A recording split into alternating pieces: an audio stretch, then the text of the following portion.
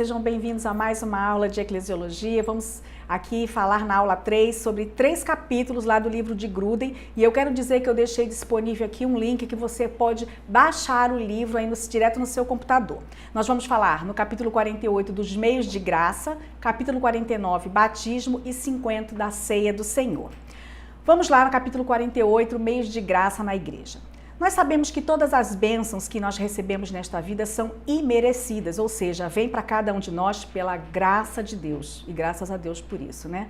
Mas será que especificamente na comunhão da igreja, Deus usa meios, ou seja, determinadas atividades, determinadas cerimônias para nos dispensar mais graça? Será que o Espírito Santo se utiliza de certos meios para distribuir bênçãos aos salvos? É óbvio que a oração particular, o culto, o estudo da Bíblia, a fé, são meios através dos quais Deus lança a mão para dispensar graça a cada um de nós cristãos. Mas a pergunta desse capítulo, a pergunta central desse capítulo é: na comunhão da igreja, que meios de graça Deus usa para nos dispensar mais bênçãos?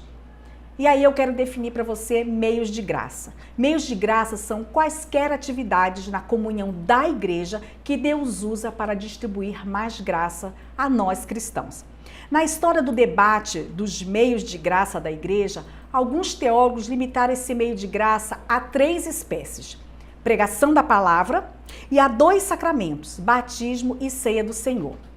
Mas a pergunta que se faz é: será apropriado reduzir tanto essa lista dos meios de graça? Se queremos realmente listar e discutir todos os meios de receber as bênçãos do Espírito Santo que chega aos salvos, especificamente mediante a comunhão da igreja, então não parece sábio limitar os meios de graça a apenas 3, não é verdade? E o teólogo Charles Hodge, ele afirma que a oração é um 4º meio de graça. E aí surge uma nova pergunta: será que nós devemos limitar a análise dos meios de graça dentro da igreja a apenas 4 atividades ou cerimônias? Gruden afirma que parece ser mais interessante relacionar as muitas e variadas atividades da igreja que Deus nos concedeu como meios especiais de receber a sua graça.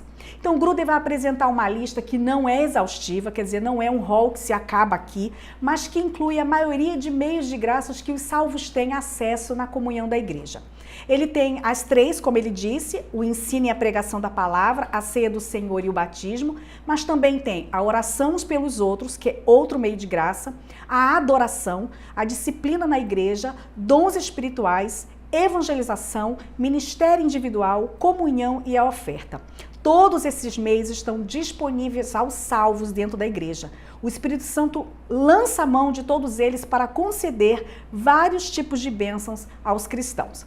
A Igreja Católica Romana, tradicionalmente, ela acredita que a graça de Deus, ela chega às pessoas por intermédio somente do ministério oficial da igreja, em particular por meio dos sacerdotes da igreja. Logo, quando eles especificam os meios de graça, que chamam de sacramentos, que estão disponíveis às pessoas na igreja, os católicos romanos têm em vista atividades supervisionadas e ou realizadas somente pelos padres.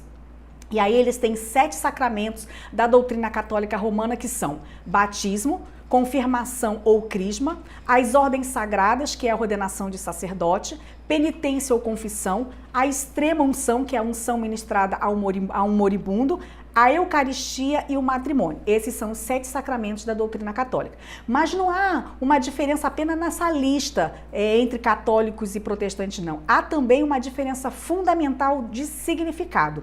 Os católicos encaram esses sacramentos como meios de salvação que tornam as pessoas mais aptas a receber justificação de Deus. Mas, segundo o ponto de vista protestante, os meios de graça são simplesmente meios de os cristãos receberem mais bênçãos da parte de Deus, e nada acrescenta a nossa aptidão de receber a justificação divina. E aqui eu queria dar uma pincelada nos meios de graça. O primeiro meio de graça que Gruden vai citar é o ensino da palavra. E mesmo antes das pessoas se tornarem cristãs, o ensino e a pregação da palavra lhe dispensam a graça de Deus, pois o ensino da palavra é um instrumento que Deus usa para que as pessoas possam conhecer o próprio Deus, e aí vai lhe dar condição na vida espiritual e levá-las à salvação. Porque é ouvir a palavra e ouvir a palavra de Deus. Também a palavra de Deus é necessária para a nutrição espiritual e para a manutenção da vida espiritual dos que já estão dentro da igreja, dos salvos. Cabe salientar que esse meio de graça, o ensino da palavra, abarca não só o ensino oficialmente reconhecido, né, feito pelos padres ou pelos sacerdotes, não, é também é considerado todo o ensino que ocorre nos estudos bíblicos, nas turmas de EBD, até mesmo no estudo pessoal da Bíblia. O batismo é outro meio de graça. Jesus ordenou que a igreja realizasse o batismo, que é o quê? Que é o ato público de confessar Jesus como Senhor e Salvador. Então, logo é de se esperar que haja bênçãos associadas ao batismo, pois toda obediência que os cristãos prestam a Deus lhe traz favor divino.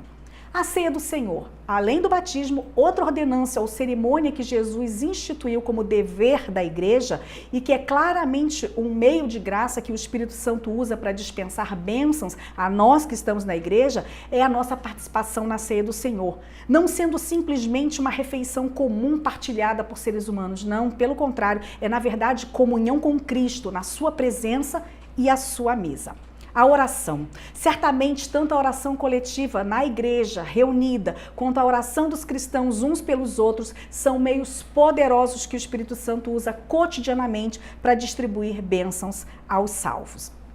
Adoração. Adoração genuína é adoração em espírito, que significa adoração que se dá na esfera espiritual. Sendo adoração uma verdadeira aproximação de Deus, é chegar quando a gente chega à sua presença, rendendo a Ele o louvor que Ele merece. Então, certamente, nesse momento de adoração, nós recebemos graça do nosso Deus. A disciplina da igreja é outro meio de graça. Aqui é o meio pelo qual se fomenta a pureza na igreja e se estimula a santidade de vida. E, sem dúvida, devemos contá-la como meio de graça. Porém, a bênção da disciplina não é concedida automaticamente. Quando a igreja exerce a disciplina, aquele que está em pecado, ele não recebe nenhum bem espiritual, pelo menos não a princípio, a menos que o Espírito Santo convença do seu pecado e provoque tristeza no seu coração, tristeza segundo Deus, que produz arrependimento para a salvação. As ofertas também são outro meio de graça, que são, em regra, feitas por intermédio da igreja. A igreja as recebe e distribui aos vários ministérios e necessidades. Também não há concessão automática de benefícios aqui aos que contribuem. Contudo, se a oferta é feita com fé, pela devoção a Cristo e por amor ao seu povo, certamente sobrevirá grandes bênçãos sobre a vida dos ofertantes. E os dons espirituais? A Bíblia vai considerar os dons espirituais veículos pelas quais a graça de Deus vem à igreja, como está lá em 1ª Epístola de Pedro 4,10. E quando os dons são usados em benefício um dos outros na igreja, a graça de Deus é dispensada àqueles a quem Deus pretende concedê-la. Bênçãos certamente sobrevirão sobre a igreja com o uso correto dos dons espirituais. A saber, dons devem ser usados para progresso e edificação da igreja. E a comunhão. Não devemos desprezar a comunhão cristã como um meio de graça valioso para nós dentro da igreja. E enfatizar a comunhão dos crentes como meio de graça ajuda a superar essa excessiva atribuição de valor dada ao clero ordenado como principal despenseiro da graça na igreja. E temos a evangelização. A evangelização é um meio de graça, sim. Não só porque ministra graça salvífica aos que não estão salvos ainda, mas também porque quem evangeliza, ele vivencia mais a presença e a bênção do Espírito Santo de Deus. Entrando aqui no capítulo 49, falando do batismo, é preciso enfatizar que há uma discordância entre os protestantes, inclusive quanto ao termo geral que se aplica a essa cerimônia. Em razão da Igreja Católica Romana chamar de sacramento, como a gente já viu, e ensinar que esse sacramento em si mesmo concede graça ao povo, ou seja, não exige fé daqueles que participam, alguns protestantes, especialmente os batistas, eles se recusam a usar esse termo, né, e usam o termo chamado ordenança. Eles usam a palavra para batismo, eles usam o termo ordenança. É preciso reconhecer que tem havido historicamente e ainda hoje uma grande variedade de perspectiva entre os cristãos evangélicos sobre o tema batismo. Contudo, é preciso enfatizar que não é uma doutrina básica que deva servir de motivo de divisão entre os cristãos, apesar de ser uma questão relevante para a vida da igreja. O batismo é necessário para a salvação? Essa é uma das perguntas que Gruden traz. Embora a gente reconheça que Jesus ordenou o batismo, nós não podemos e não devemos dizer que o batismo seja necessário para a salvação, pois afirmar que o batismo ou qualquer outra coisa seja necessária para a salvação equivale a dizer que não somos justificados somente pela fé, mas sim pela fé mais determinada obra. Enfim, então o batismo não é necessário para a salvação, mas é algo necessário sim, se queremos obedecer a Cristo, pois ele ordenou o batismo para todo aquele que nele crê. E o capítulo 50 fala da ceia do Senhor. Essa aqui também é uma ordenança do Senhor que deve ser observada repetidamente por toda a vida de um cristão como sinal de comunhão contínua com Cristo. Esse é o significado da ceia do Senhor. De Gênesis a Apocalipse, o propósito de Deus sempre foi trazer seu povo à comunhão consigo mesmo. E uma das grandes alegrias de experimentar essa comunhão é o fato de podermos comer e beber na presença do Senhor. Seria saudável para a igreja de hoje recuperar um sentido mais vívido da presença de Deus na mesa do Senhor. Há procedentes dessa cerimônia da ceia do Senhor no Antigo Testamento? Tudo indica que sim, pois na Antiga Aliança há exemplos em que se come e bebe na presença de Deus.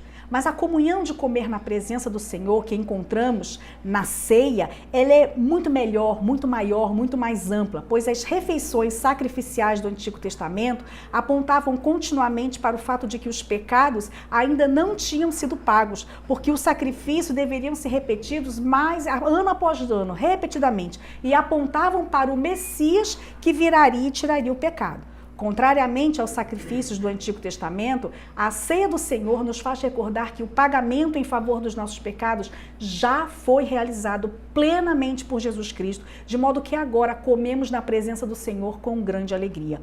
E mais, a ceia do Senhor, ela aponta para uma refeição de comunhão mais maravilhosa na presença de Deus no futuro, quando a comunhão do Éden vai ser restaurada e haverá então uma alegria ainda muito maior, porque os que comem na presença de Deus serão pecadores perdoados, agora confirmados em justiça e incapazes de pecar outra vez.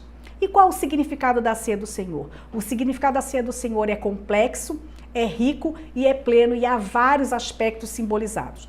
A morte de Cristo, nossa participação nos benefícios e na morte de Cristo, tendo plena comunhão com o Senhor, é alimento espiritual e é unidade dos cristãos. Quando se reúne esses 4 elementos, começa-se a reconhecer um pouco da riqueza do significado da ceia do Senhor. Quando eu e você participamos, nós entramos na presença de Cristo e a gente se lembra que Ele morreu por mim e por você. A gente participa dos benefícios da sua morte e da sua ressurreição. Recebemos alimento espiritual e estamos unidos a todos os outros cristãos que participam desta ceia. Que grande motivo de gratidão e de alegria deve ser encontrada na ceia do Senhor. E como Cristo está presente na ceia do Senhor? Há 2 posições, eu vou aqui trazer as ideias gerais das 2. A primeira é a posição católica da transubstanciação. A doutrina da Igreja Católica Romana afirma que o pão e o vinho tornam-se literalmente o corpo e o sangue de Cristo. E que toda vez que se celebra a missa, o sacrifício, em algum sentido, o sacrifício de Cristo é repetido de alguma forma que eles tentam, mas não conseguem explicar. Mas é assim que eles pensam. Em resposta à doutrina católica, a gente precisa dizer o seguinte: a Igreja Católica Romana deixa de reconhecer o caráter simbólico das declarações de Jesus quando Jesus afirmou: isto é o meu corpo, isto é o meu sangue. Por Jesus falou muitas vezes de modo simbólico acerca de si mesmo. Quando Jesus disse: isto é meu corpo, certamente falava de modo simbólico e não de maneira literal, real e física. Também, a outra posição, em relação à posição da Igreja Católica, a gente precisa tecer o seguinte comentário. A Igreja Católica Romana, ela deixa de reconhecer o ensino claro do Novo Testamento chamado completitude ou completude do sacrifício de Cristo, ou seja, Jesus fez de uma vez por todas o sacrifício lá no Calvário por nossos pecados. Dizer que o sacrifício de Cristo continua ou é repetido toda vez que a missa se realiza, gente, desde a Reforma, essa é uma das doutrinas católicas mais dignas de objeção pelos reformadores, pois quando a gente reconhece que o sacrifício de Cristo pelos nossos pecados está terminado, está completo, isso nos dá a grande segurança de que os nossos pecados estão todos pagos e não resta nenhum sacrifício a ser feito como pagamento. A segunda posição é o que o restante das igrejas protestantes pensam que é a presença simbólica e espiritual de Cristo naqueles elementos. Essa posição vai argumentar que o pão e o vinho da ceia do Senhor não se transformam no corpo e no sangue de Cristo fisicamente. O pão e o vinho simbolizam, são um sinal do corpo e do sangue de Cristo, um sinal visível do fato de que o próprio Cristo está verdadeiramente presente. E aí, meus irmãos, eu termino essa terceira aula. Esses exercícios da terceira aula